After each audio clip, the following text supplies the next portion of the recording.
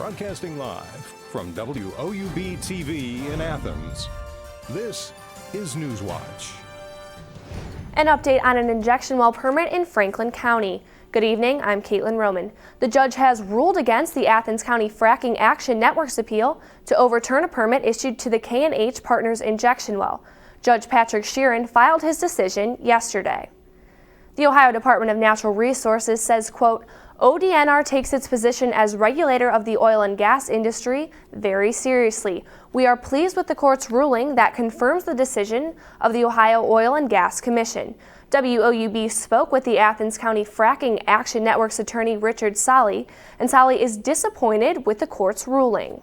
Essentially what the court is saying, it's the same thing that the state of Ohio is saying, and that is that no citizen anywhere in the state of Ohio has a right to a day in court to have a court review the safety of these injection wells. They are essentially trying to immunize themselves from any review. Congress will vote on the proposal, meaning the current amount given to the plant could change. We have another update on the no confidence vote for Hocking College President Betty Young. The Athens Messenger obtained an email sent before the vote from Union President Jerry Hart to Board of Trustees President Tom Johnson. In the email, Hart claims he informed Hocking College President Dr. Betty Young that faculty and staff repeatedly called for a vote of no confidence regarding her leadership. Hart claimed Young responded saying, quote, "Go ahead, the board will probably give me a raise." When Young was asked to comment on her response, all she said was no. WOUB will continue our coverage of this story, and for updates, go to woub.org. Piketon's gaseous diffusion plant could see federal help. A provision in President Obama's 2017 budget proposed a $4.1 trillion spending plan. $300 million from that plan would be dedicated to the Piketon gaseous diffusion plant. This amount would begin October 1st. The proposed budget is 10% higher than the budget from last year. Layoffs were prevented last year with the help of a federal omnibus funding bill. Ohio Senator Sherrod Brown has high hopes for this budget plan. We will, at a minimum, keep it going at its current level. I'm asking my colleagues in both parties to step it up as the president has done. We will see what happens, but clearly this is in the public interest. This area of the state was the recipient of this contaminated soil on behalf of winning the Cold War, but now's the time for the United States of America, for the government, for the country to step up for Southern Ohio. Some other aspects of the plan include $2.9 trillion of deficit reduction over 10 years from health tax and immigration reforms and other proposals. The Republican-controlled Congress can advance parts of the budget without approving Obama's entire proposal. By 2019, ATGO will close in Athens due to a federal mandate. ATGO is affiliated with the Athens County Board of Developmental Disabilities. According to the Athens Messenger, Disabilities Board Superintendent Kevin Davis announced a 3-year plan of the agency transitioning to a conflict-free case management. The new model will only allow the county to monitor services and not provide or fund services. All current employees will remain employed during the transition. The final member of the Athens County heroin and cocaine trafficking ring has pleaded guilty to 6 charges against him. 23-year-old Kevin DeGaramore was the last of 15 involved in the ring to plead guilty. He pleaded guilty to 1 count engaging in a pattern of corruption and 5 counts of trafficking heroin. The state agreed to drop the last 5 counts for the guilty plea. The Athens County prosecutor is recommending a sentence of 5 years community control with a 6-year underlying prison sentence. Many schools are still closed today after 2 days of snow. The highways are clear and snowplow operators were up late last night making sure they were as clean as possible. The Ohio Department of Transportation says routes may continue to be covered by snowdrifts. They caution people to reduce speed, give plenty of space, and plan for extra travel time. APD Chief Tom Pyle says this is not the worst Athens has seen. It's not been difficult for the city of Athens nor the police department this type of weather. We're used to this. The winter last year was much worse. And I grew up here, so I was exposed to the blizzards of the 70s, the early 90 blizzard. I don't remember what year now, but I worked in that. That's what's happening this week. Now over to Ann Campolongo. And when are we going to see snow again? Well, Caitlin, the snow is going to be here probably sooner than most people would like. We do have a chance of seeing some light snow tomorrow afternoon, but for now we're just talking temperatures. It's been bitterly cold out there, and this weekend we'll see temperatures dipping into the single digits for lows with wind chills in the negatives. So a cold weekend ahead, but for today we reached 25 degrees for our actual high today, but right now we're down to 21 in Athens. We do have a wind out of the northwest at 7 miles per hour, but again, we saw some sunshine this morning, even a little bit this afternoon, but temperatures not rebounding much today. We were in the mid-20s for most of us, but across the region, towns in the low 20s, 21 in New Lexington, 19 up in Newark, and 24 in Ripley. But if you are headed out this evening, temperatures dipping into the single digits tonight, but overnight will drop into the lower teens. By 10 p.m. we'll be at 16 and then dropping almost to the single digits by early tomorrow morning. So a cold morning ahead. Definitely bundle up if you're headed out to work or school in the morning.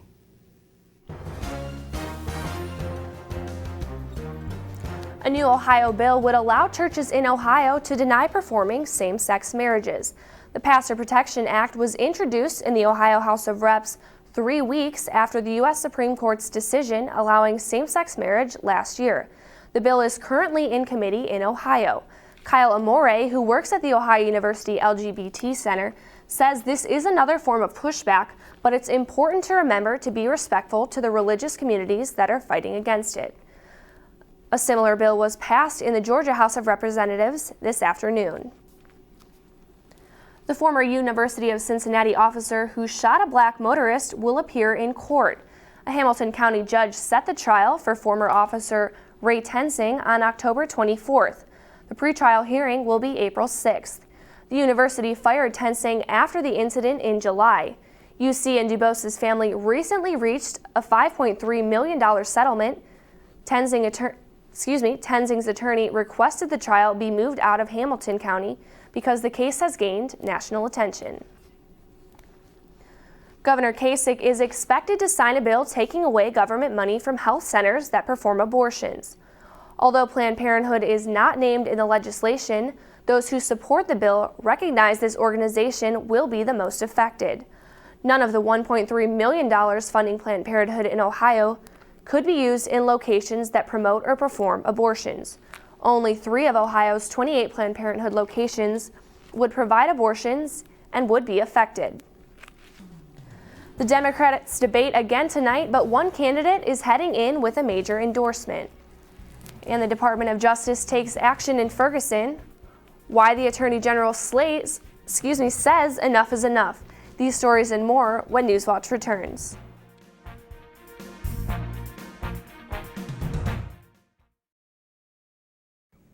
What's happening, TVC basketball fans? My name is Sean Neidig, the host of Hardwood Heroes. Hardwood Heroes is a weekly half-hour show that airs on WOUB at 11 Sunday night and again at 6 on Monday. We provide you with the best Southeastern Ohio high school basketball coverage in the area, both on our show and on the web. Our reporters are at over 20 games every week to recap, so there is no way you can miss us. So tune in to Hardwood Heroes on Sunday night. And until then, I'm your host, Sean Neidig, reminding you to be heroic. Ohio University students really have a huge sense of pride in our campus, in our school, and in our education. People don't come to Ohio just to go to college. They come here to become a Bobcat. It's a really unique atmosphere. Bobcat pride is having that natural camaraderie. Bobcats are just happy to be Bobcats. My favorite time of year at Ohio has to be homecoming. When the alumni come back, you can see that the love of this university doesn't fade. Once you're a Bobcat, you're always a Bobcat. The student body here at Ohio University absolutely is a family. The students support one another. You become this unit, this big, friendly family unit. There's this connectedness. You feel a part of something. Driving in on the highway and just seeing the red bricks and the trees again, it's just like coming back home. There's great students, great professors. You just walk around campus and think, oh my gosh, I can't believe I go here. I feel like I matter in the community, and I feel like I matter here at Ohio University. It's home. Athens is home. My professors really care. They care about my grades, they care about my opportunities, they care about my experiences, they want me to succeed. They give those opportunities to the students. My professors have been extremely approachable. Literally, their door is always open. You can go to them with pretty much anything. Everyone knows your first and your last name and where you sit in the classroom. I really never feel like I'm being talked down to or just being taught material. I always feel like we're having a conversation. And they want to share those opportunities and those experiences with us.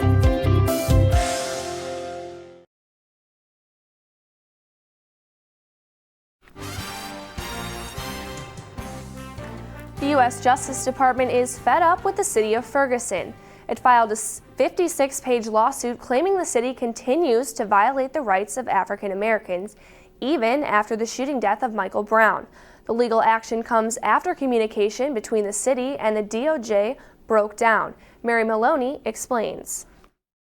We intend to aggressively prosecute this case, and we intend to prevail. The Attorney General says the city of Ferguson targets African Americans. The residents of Ferguson have suffered the deprivation of their constitutional rights, the rights guaranteed to all Americans, for decades. They have waited decades for justice. They should not be forced to wait any longer. Federal investigators say some police officers would stop people and arrest them without cause and use unreasonable force to generate city revenue. They think I got this hoodie on, I'm a bad guy. The DOJ spent 7 months negotiating with the city to reform the police department and court system. But when the deal was submitted to council members for a vote Tuesday night, they changed those terms by adding 7 amendments that, among other things, modify deadlines, fees, and watered down staffing requirements. There is no reason to enter into an agreement that we know that we cannot live up to, or that is financially impossible to live up to. And it serves no one's purpose for us to fail. The Justice Department wasted little time and responded with a court filing. But the action highlights a period of racial tension many in the city want to move on from. It's time to stop all this Ferguson's going under stuff and get it done. I'm Mary Maloney reporting. Under the deal, Ferguson would have to, among other things, pay for a Justice Department, monitor for at least 3 years, hire staff to maintain data on arrests and use of force incidents, and recruit a more diverse police force. The city estimates the overall would cost $3.7 million in the first year alone. As primary season moves into full swing, the Democratic presidential contenders are preparing to face off tonight. Bernie Sanders and Hillary Clinton will make their cases before the voters in Wisconsin. This is as both candidates seek to get support among African American voters. Despite her recent New Hampshire primary loss, Clinton picked up a key endorsement yesterday, the Congressional Black Caucus. The person that has partnered with the CBC in so many years has been Hillary Clinton. And so I think that it is only, and it's the board's feeling also, the CBC PAC, it is the right thing to do because it is the best thing to do, and she's the best candidate to be the next president of the United States. Bernie Sanders met Wednesday with Reverend Al Sharpton. They talked for about 20 minutes, but Sharpton did not extend his endorsement. A recent NBC Wall Street Journal Marist poll showed Sanders with only 17% among African Americans in South Carolina, compared with 74% support for Clinton. A new bill strengthens water contamination notification in response to the crisis in Flint. The House passed the bill yesterday. The bill directs the EPA to notify state officials within 24 hours when water contamination is directed at a certain level. Then, if the state does not alert the public within 24 hours after that, the EPA must do it. Co-sponsor of the bill, Congressman Fred Upton, said, "I wish this bill was not necessary, but it is. The system left the people of Flint down at every level, and that's unacceptable." The standoff involving the protesters occupying a federal wildlife refuge in Oregon is over.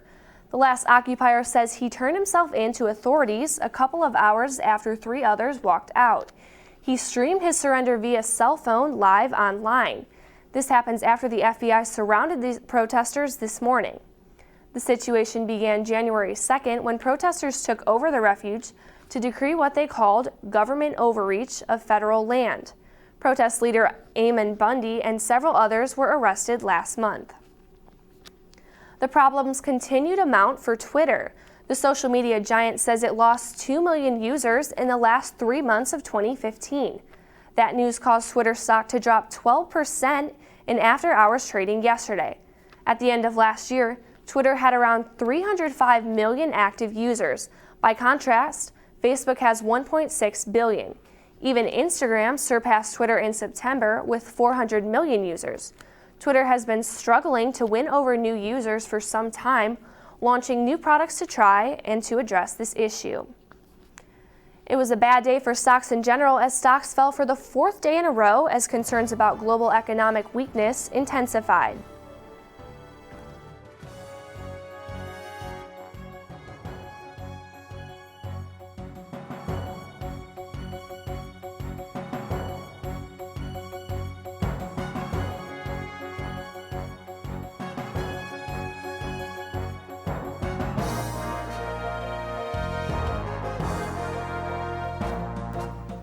Well, the cold is here. I'll let you know if we're going to see any snow this weekend. All that plus your extended forecast next on Newswatch.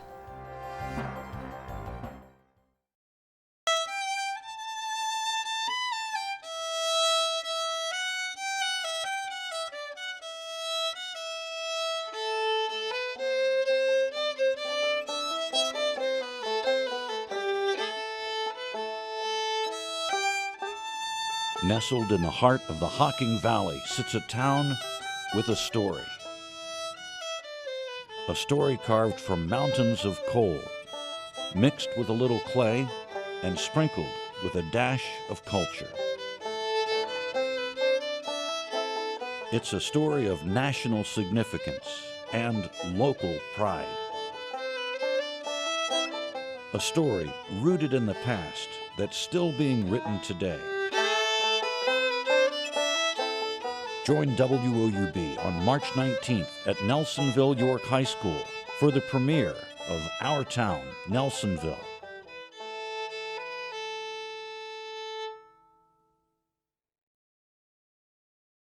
Ohio University students really have a huge sense of pride in our campus, in our school, and in our education. People don't come to Ohio just to go to college. They come here to become a Bobcat. It's a really unique atmosphere. Bobcat pride is having that natural camaraderie. Bobcats are just happy to be Bobcats.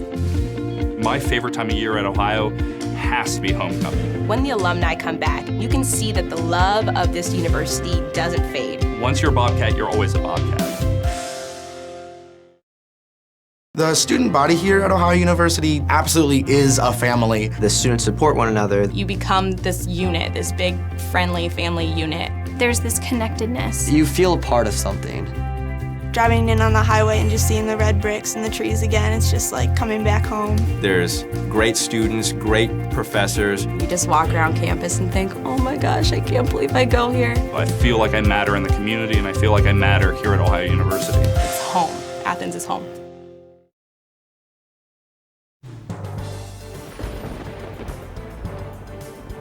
Welcome back to the Newswatch Weather Center. I'm Ann Campolongo. Taking a look at temperatures right now in Athens, we're sitting at 21 degrees, so still a cold day out there today. We only reached 25, so across the region we're seeing temperatures only in the low 20s right now. 20 over in Chillicothe, 22 down in Jackson, our warm spot at Ironton at 27 degrees, and 24 over in Ripley. So another cold day out there. At least we did not see any precipitation today. We even saw some sunshine this morning, which was very nice. But clouds have rolled in for the afternoon and evening, and we're still below average today. Our normal at 43, and our normal low temperature for this time of year is 25 degrees. We reached a low temperature this morning of 5 degrees. So a very cold day out there, and unfortunately, those cold temperatures are going to stick around through the weekend. We'll even have an extra blast of cold weather for come tomorrow. So high pressure has slowly worked its way through the Ohio Valley, and it's working its way off to the East Coast. So as it moves away, that's going to bring in another Arctic front to our region tomorrow. So we will see a chance for some snow showers tomorrow afternoon. As this cold front pushes through, though, it's going to bring in more cold weather for this weekend. So tomorrow, we can expect some snow showers starting in the late morning hours and continuing through the afternoon, but no major accumulation is expected. Between 1/2 inch and 1 inch is probable for tomorrow afternoon. Taking a look at temps for tonight, though, we're in the single digits to low teens for most of us. 10 the low in Jackson, 9 over in Chillicothe, and 8 for your low tonight in Athens. So mostly cloudy skies this evening, but another cold one out there. So if you are cold, or if you are headed out, definitely bundle up tonight. And for tomorrow, your highs not getting much warmer than we saw today. Mid-20s for most of our areas across the region. 27 your high in Athens and 27 in Chillicothe. But taking a look at your day planner for your Friday end to the work week tomorrow, at 10 a.m. we'll be up into the upper teens by noon, low 20s, and then reaching our high 25 by 2 and 3 o'clock tomorrow. But again, we could see snow showers tomorrow afternoon as that cold front pushes through our region. So we'll see the start of the flurries tomorrow afternoon into the late morning, and then some scattered snow showers are possible tomorrow afternoon. But again, no major accumulation is expected.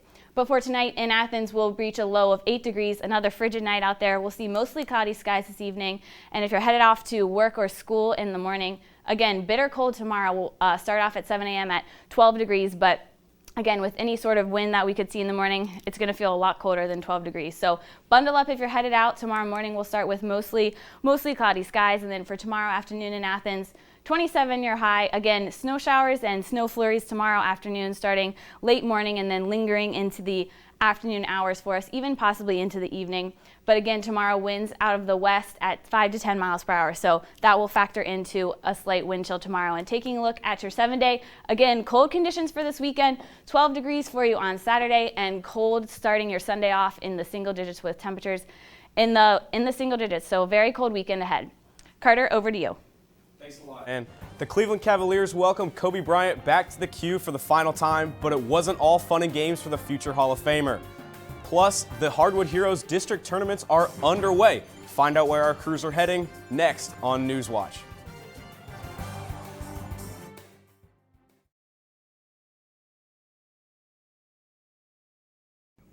What's happening, TVC basketball fans? My name is Sean Neidig, the host of Hardwood Heroes. Hardwood Heroes is a weekly half-hour show that airs on WOUB at 11 Sunday night and again at 6 on Monday. We provide you with the best Southeastern Ohio high school basketball coverage in the area, both on our show and on the web.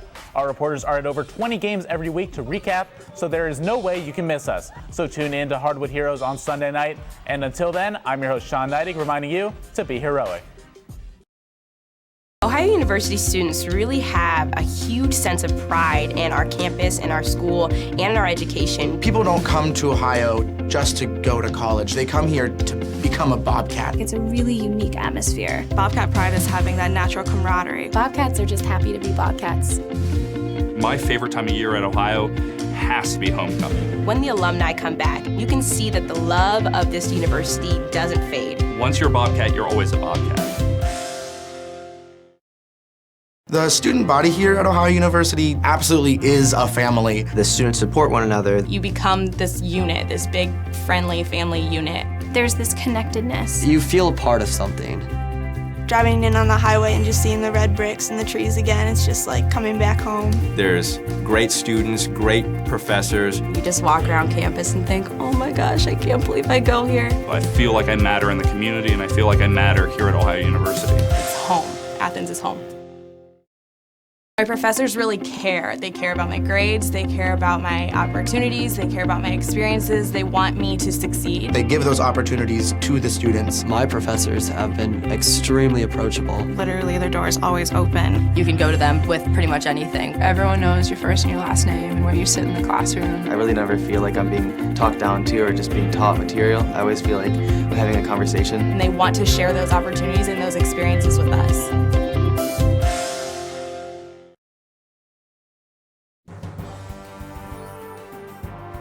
Welcome back to sports. I'm Carter Eckel. Nelsonville York football will be entering a new era this upcoming season. Rusty Richards is the new Buckeye head coach and will be taking over a program steeped in tradition.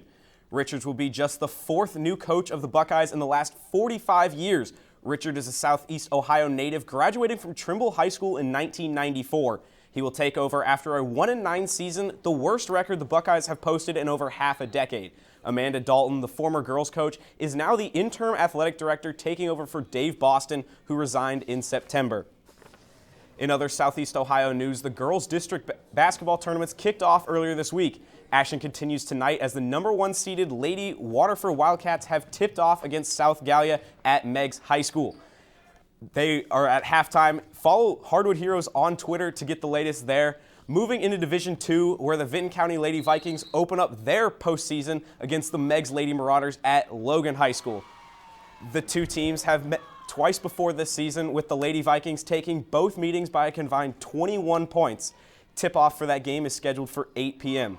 Our Hardwood Hero crews are out working hard, so give them a follow, like I said earlier, on Twitter at Hardwood Heroes for up-to-the-minute updates in both games. Their coverage doesn't stop after tonight, with their newest episode hitting WOUB TV this Sunday at 11 p.m. Like radio, better yet, sports radio? Well, Tuesdays and Thursdays, we've got you covered on WOUB AM 1340. Sports Beat is on right now, but don't touch that remote to try to catch the last few minutes, because you can go back and hear the whole episode online. Face Off is our other program on Tuesdays at 6 p.m. and is a rapid-fire debate show centered around Ohio athletics and national sports topics. Find every show online at SoundCloud/WOUB Digital. The Columbus Blue Jackets will look to bounce back from a shootout loss to the Islanders on Tuesday as they host the Anaheim Ducks tonight. The Blue Jackets head coach John Tortorella said his team appeared to run out of gas after getting outshot 46-31 in the previous game. Tortorella even went as far as canceling practice on Wednesday in preparation for the West Coast trip. The Ducks come into tonight's game with the league's best penalty kill at 89%, while the Blue Jackets have the third worst power play percentage at home this season, converting just 16% of the time. The puck is set to drop at 7 p.m.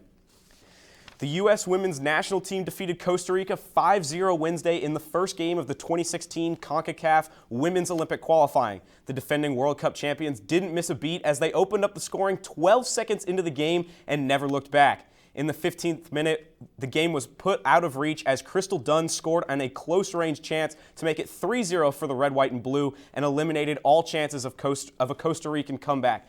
The U.S. will face Mexico on Saturday, a team they beat 5-1 on May 17th in a friendly. Kobe Bryant played his final game in Cleveland Wednesday night as he and the Lakers fell at the hands of LeBron James and the Cavaliers 120-111. Kyrie Irving spoiled the bittersweet goodbye, dropping a season-high 35 points on the night. LeBron James also contributed 29 points and 11 assists in the win. Lou Williams led the way for the Lakers with 28 points, but it didn't help the purple and gold, who have now dropped 15 of their last 17 games. The Cavaliers head into the All-Star break as the #1 seed in the East and will host the Chicago Bulls a week from today on February 18th. Ohio Soccer added 5 new recruits for their 2016 fall campaign. Olivia Molesky, Remy Eads, Olivia Cincy, Courtney Doggerdas, and Sydney Leckie are some of the newest members of Aaron Rodgers' crew. If one of those names sound familiar, it should. Olivia Molesky is the younger sister of soon-to-be senior Alexis Molesky. Alexis finished second on the team in goals last season with 4. 4 of the 5 new recruits are from Ohio, while Doggerdas hails from Libertyville, Illinois. That's it for sports. Back to you, Caitlin. Thanks, Carter. A panda cub is climbing to the top with a little help from Mama. Bebe the panda cub finally got to the top of a pine tree at his home in the Smithsonian National Zoo in Washington. Now, he's been trying to reach the summit of his personal Everest for days now and finally has something to brag about. Thanks, Caitlin.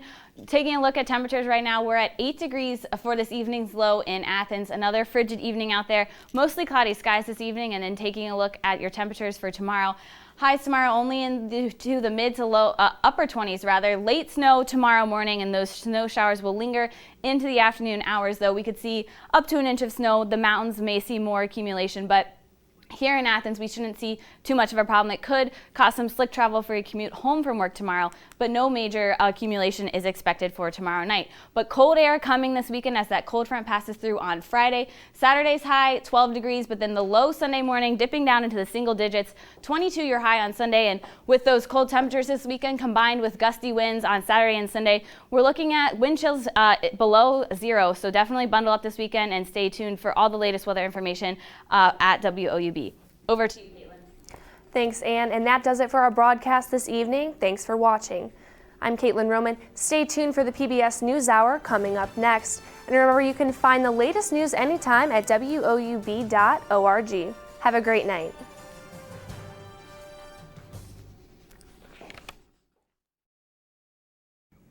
What's happening, TVC basketball fans? My name is Sean Neidig, the host of Hardwood Heroes. Hardwood Heroes is a weekly half-hour show that airs on WOUB at 11 Sunday night and again at 6 on Monday. We provide you with the best Southeastern Ohio high school basketball coverage in the area, both on our show and on the web. Our reporters are at over 20 games every week to recap, so there is no way you can miss us. So tune in to Hardwood Heroes on Sunday night. And until then, I'm your host, Sean Neidig, reminding you to be heroic.